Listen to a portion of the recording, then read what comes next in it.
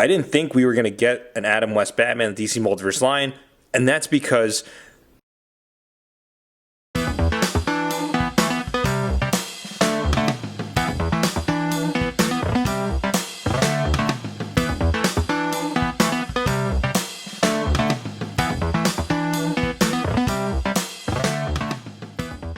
Hey, what's happening, YouTubers? We're back with a brand new action figure review, and today we're going to take a look at the new McFarlane Toys DC Multiverse Batman, based on appearance in Batman the Classic TV series.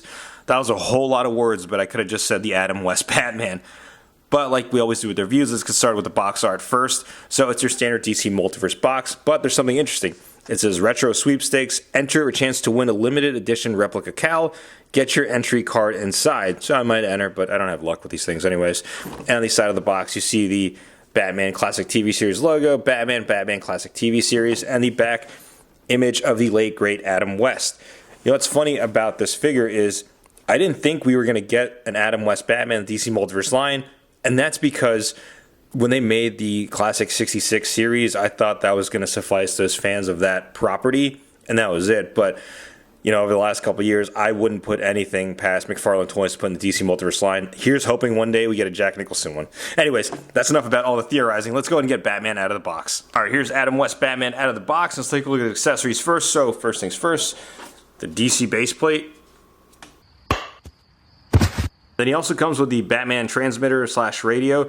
Nice sculpting work. The only thing is I wish some of the parts here were painted, but I don't know, I guess for budget reasons they weren't. But if you want a point of reference, you can take a look at like NECA's prop that they sold for this 66 stuff. And then no Batman figure would be complete without a Batarang, which he also comes with. Now this is a bigger than usual Batarang. What's that? I said it's a bigger than usual Batarang. And the reason for that is I actually looked at the source material, and it turns out in the show his Batarang is big. Stupid. Anyways, you see a little hole right there where you could, I've seen some people put like a string, which is kind of cool. But yeah, it's a nice attention to detail in terms of the Batarang, and it is supposed to be this big. Grow up, guys. Now, Batman does come with 3 sets of hands. The first set we're taking a look at are a set of gripping hands, and that'll grip his accessories like the Batman transmitter and the Batarang. And then the next set we're taking a look at are a pair of pointing hands, and I think the one on the right is in reference to the box art that we saw. The last set of hands we're taking a look at are like their piece hands, I guess. But it's so he can do the Bat 2C. Remember the Bat 2C? Yo, hey, yeah. And here's the shocking thing. He doesn't come with the data file card. Apart from like myself and a couple homies like Claudio. The shout outs to Claudio's collection. If you didn't catch the live stream on Wednesday, go ahead and catch the replay. He and I were talking about how we like these data file cards, and he doesn't come with one. Instead, he comes with this card that's to enter that sweepstakes for that replica mask Hal. But yeah, I wish this did come with the Adam West card. All right, now let's look at the figure itself. We'll get started with the head sculpt first, which I think the likeness to Adam West is there. But here's kind of a hot take. But I think the 66 head sculpt looked better. Now I had reviewed that figure, I think late 2021 when it came out. Initially, that and Robin and Joker I had reviewed. Sorry, such a shameless plug. But I don't know what it is. I think I don't have that one either anymore. But I think that head sculpt looked a little bit more accurate to Adam West than this one. I mean, this one's still, the likeness is definitely there still, but it could just be the 7-inch scale, like it kind of looks a little bit more stretched out, but the 6-inch version looked like a true likeness to Adam West, but that's just my opinion. Let me know what you think in the comments below. When taking a look at the rest of the figure, I think this is entirely new body mold. I mean, someone can correct me in the comments below if I'm wrong, but when I even compare it, because people think this is a reuse of the Nightfall Batman, there's some little details that you can catch in there that it's not a reuse. I mean, first of all, I mean, he's not yoked like this figure is, and the gloves are different as well because there's more texture and detail there.